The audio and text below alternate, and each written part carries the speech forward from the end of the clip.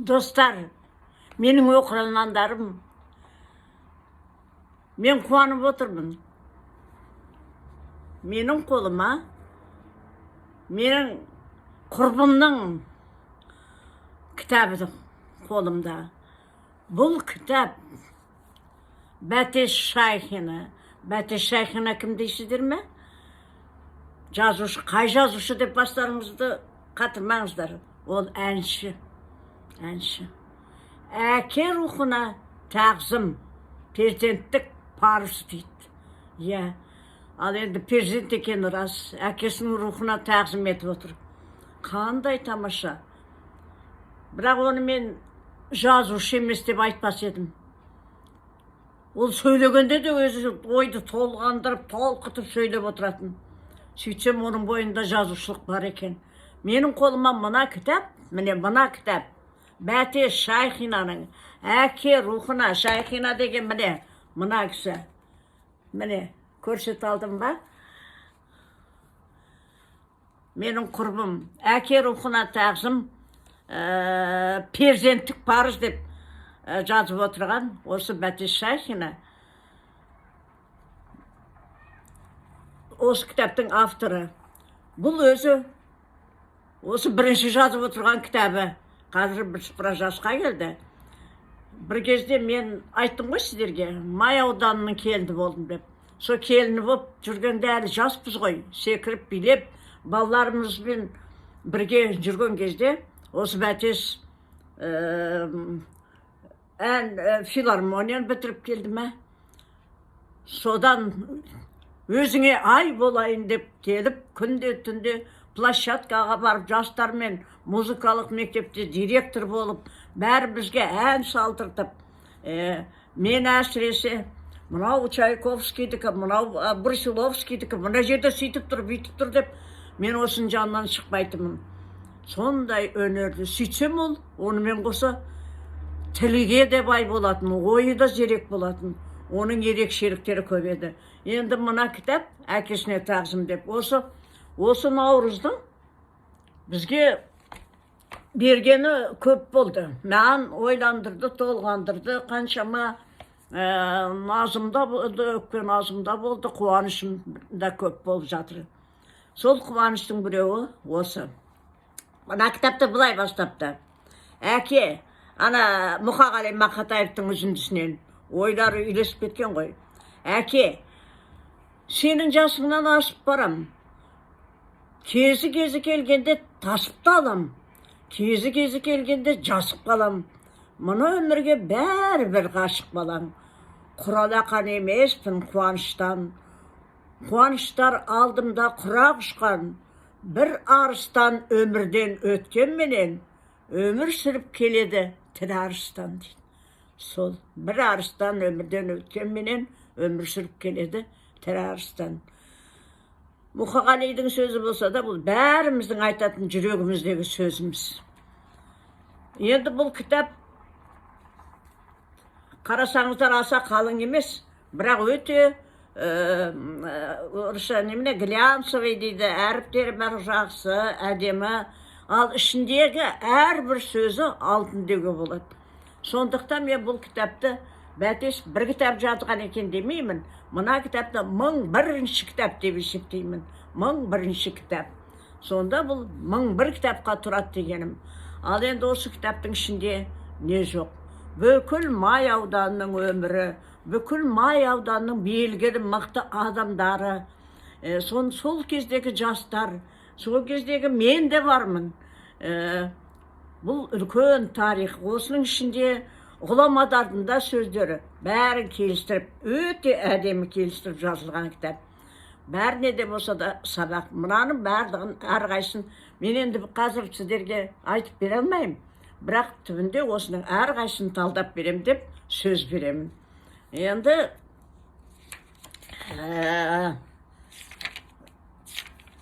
мына кісі Шайха Мақшұлы, әкесі.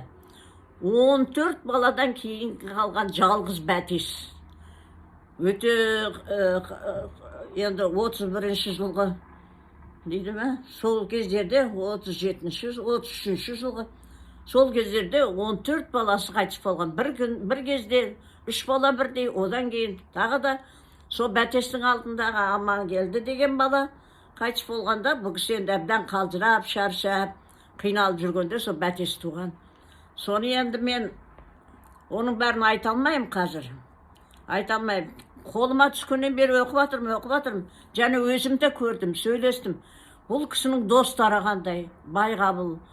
Байғабылды білесіздер бәріңізде. Оны бүкіл Май ауданы біледі. Байғабылдың менің әкешім де жақсы біледі. Мен енді әлгі әкем маған 25 қызыл гармон алып бергенде есіктің алдына шығып тартам ғой, енді мен баяғы музыкант деген сияқты біліп тұрмын деп. Сол кезде мама айтады, әне Байғабыл келе жатыр, ұят болады, тартсаң дұрыстап тарт, тартпасаң көрінбе деп. Сондай бүкіл халық білген Байғабыл ғой енді оны.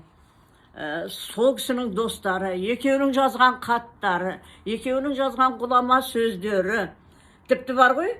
Міне жерде өзім күлдім ең бірінші. Қазір біз оны мотивация деп жатырмыз, санаторияға барып соны оқып үйреніп жатырмыз. Біреулер сабақ беріп жатыр. Мысалы, әлгі Байғабыл атаның мына кісіге жазған бір хатында енді ауырыңқырап тұрмын деген ғой. Сонда көңілді сергек ұстау керек дейді. Ықтай берсең аурудың өзі де басынып қалады, басынып алады. Кеудені шығарып, басты көтеріп, көзді ежірейтіп, ширақ жүру керек дейді. Міне, осының бәрі менің ойымнан шықпайды, қазір күлем. Есіме түсіп кетеді сол кезде. Көзді ежірейтіп деген бір түрлі адамға, сөйтсем көзді де сөлпитпей, кәдімгідей қарау керек екен ғой. Енді көңілді сергек ұстау оңай емес қой. Міне көрдіңіз бе қандай? Сол кезде сол кісілердің айтып кеткен сөздерін біз қазір оны оқып, емделіп, соны жүрміз. Ал енді тек әр жерден ғана мынау туған жерлерді дәріптеген, ондағы мықты адамдарды, оның барлығын енді мен айта алмаймын қазір. Мына жерде сол Шайх атаның Бәтеске деген өлеңдері бар көп екен. Жалғыз Бәтес қой. Сол Бәтеске айтқан ақылы, сол кезде айтқан ақылы, бүгінгі күнгі, міне бүгін айтқандай актуальный. Бүгінгі күні соны қайсыны айтсам, қайсыны оқысам екен? Тірлікте өмір мысалы бір шым келісте. Так, Бәтеске. Сен жүрсің әр түрлі оймен жаның күйіп, бір жерге байлау керек ойды түйіп, тәуекел деп бір бетке аударылып, алу керек құлыным бойды жиып. Алаңдама қазірше қарап үйге, біз өлмейміз әзірше осы күйде. Бардағы бір өнерді ізденіп тап, жаралыпсың өте бейім ән мен күйге. Көрінші ең алдымен дәрігерге, ізденіп қарап барып әрбір жерге. Денсаулық пен өнерді қатар іздеп, көріп барып, ақылдасшы дәрігерге, түзетші алдыменен денсаулықты. Таста да ақылға кел, балалықты, өзіңді өзің тексеріп қарамастан, түк болмайсың, істесең шалалықты дейді.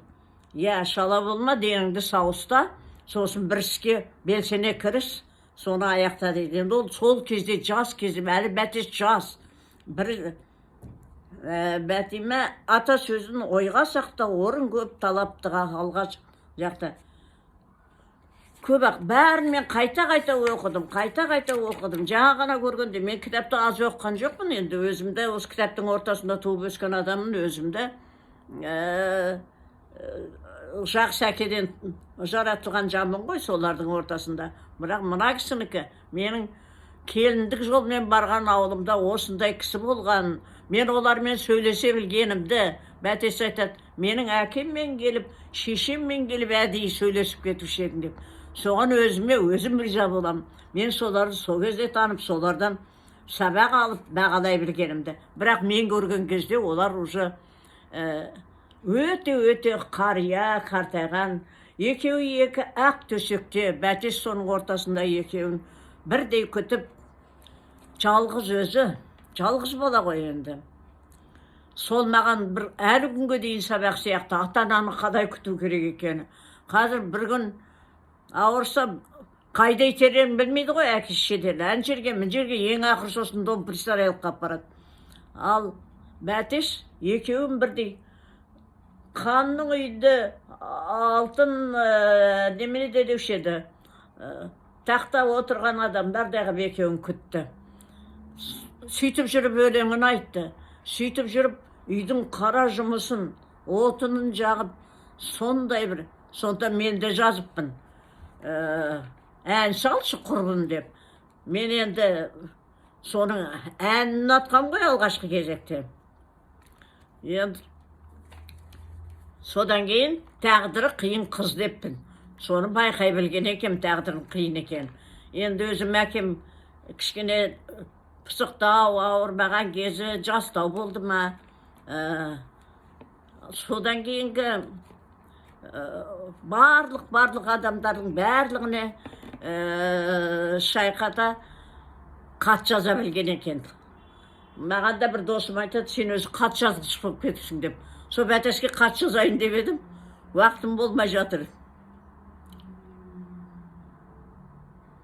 Міне жерде бәтеске 14 өліп торығып аңсап сені көріп ек, жас өмірді жылау менен қараңғы түнге беріп ек, сені көріп қуанып көпке қосылып сұрап ек, көпке балап бір сені қайғыдан безіп жеріп ек. Енді біздің сәліміз, ойланшы жаным бір сенде, ата-ананың қақы көп, көлденеңге теңгерме. Алдағыны ойла талаптан, борышпен әлі сендерге, борыш көп әлі сендерге, алдыңда бар ұзақ көш, жетуді ойла сол жерге деп. Енді бәтес жетті. Сол көштің бәрін өткерді, қиындықтың бәрін жеңді. Мен де өзім анау-мынау кісімен дос болмайды екем. Барған жерде жақсысың жанына жетіп барам, білмеймін, мен Алла тағала өзі итере ме әйтеуір. Осы бәтеспенен сөзін тыңдап, әнін тыңдап, билеп, онымен қоса шешесімен сөйлесіп, әкесімен сөйлесіп, үйге келгенде, ой, мен бәтес екеуміздің айырмашылығымыз ол ауылда, ел ортасында өссе, мен қалада, қаланың қызымын да, ол ауылдың қызы. Ал енді ата тектеріміз, менің ата тегім Баян ауылдық, өзім Павлодардың топырағынан орыстардың ортасында өскен болсам да, біз сондай қатты үйлестік. Жүрегіміз тамаша, жақсы. Мен сол бәтесті көріп, бәтестің мына кітебін көріп, толқып, қалай айтып, қалай жеткенімді білмей отырмын. Өйткені мына жерде бәрі, әрбір сөзі бір кітап. Ол бәтестің шешесі қандай? Шешесі де сұлу адам. Сонда өздері жап-жас үйленіпті енді ата-аналардың несімен. Сосын мұнда міне малайсары, барлық мықты адамдардың, аңыз адамдардың бәрі осында тарихы. Солардың бәрі өнеге. Енді оны бәтес кестіріп жазыпты, тамаша туры, тілі қандай, қалай үйлестіре білген. Мен өзім журналист болсам да, осыған қатты қызығып, тамаша үйлестірген екен деп қуанып отырмын. Бос сөз жоқ, бір сөзін сызып тастай алмайсың. Бәрбір сөзі, әрбір тақырыбы бір кітап тарқатса. Міне, мен де жазыппын. Міне. Ән салшы құрбым, немесе тағдыры қиын қыз деппін. Міне жерде міне ән салып тұр.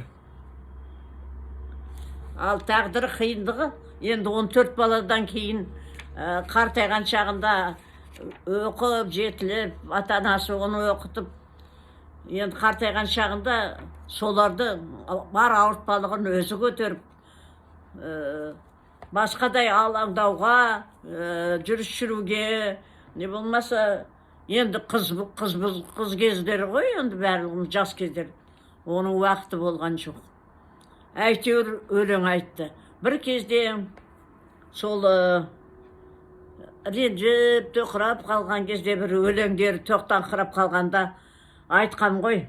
ән салшы құрбым деп. Сосын енді бүкіл ауыл бетке ұстайды оны. Бүкіл ауыл Май ауданы, Павлодар, Қазақстан деген сияқты. Енді мына жерде суреттері де бар, айтылған. Амандық болса, мен соның әр қайсысын тарқатуға тырысам, тарқатып, осылай айтып берем. Әркіші мені осы кітаппен құттықтаңыздар. Мен Бәтешті құттықтаймын. Бәтештің қазір әлгі наградаларын айтпай қояйын, елге сіңірген. Оның бәрін сосын айтам өзім келістіріп. Сол, аман болыңыздар. Бүгінше осы қуанышыма ортақ болыңыздар. Мынау кітап деген адам дейді, өзінің есте қалуыменен жасайды дейді. Мынау енді оның ата-анасы есімізде. Сол есімізден бұлай кішкене көленіп бара жатқанда мына кітап қолымызға түсіп, қуанып қатты, не айтып не қоятынды білмей отырған шағым. Өйткені мынау үлкен тақырып, Байғабыл атаның өзі әрбір жазған хаттары, ондағы бүкіл аңыз әңгімелері жақсы. Сау болыңыздар. Мен сіздерге уәде берем, тарқатып айтып отырам. Бәтештің өзі бәлен кітап, Чеке басының өзі. Жақсы.